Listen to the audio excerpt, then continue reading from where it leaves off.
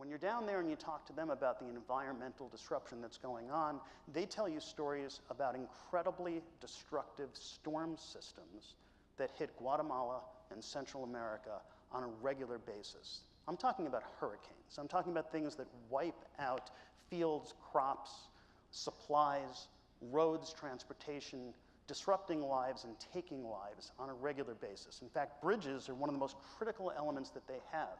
It's critical to their supply chain that early responders can get to where victims are, that evacuees can escape, but these storms knock out bridges. So what Honduras did, the government funded the greatest architects in the world and the greatest engineers in the world and the greatest statisticians and meteorologists to come down and build a bridge that could withstand a 100-year storm. They studied every piece of historical data that was available to them.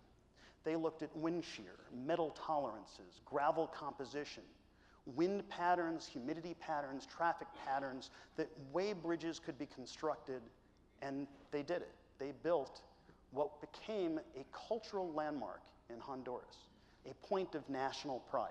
They built this bridge, a bridge that could survive this. And shortly after the bridge was built, and I'm talking a few months, and some of you may remember this, a hurricane named Hurricane Mitch landed in Central America, the epicenter in Honduras.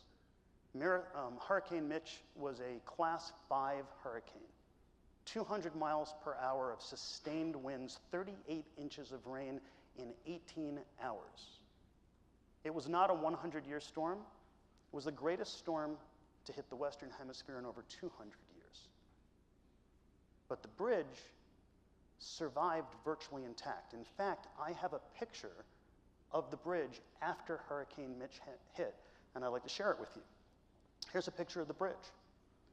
The problem was that Hurricane Mitch moved the river.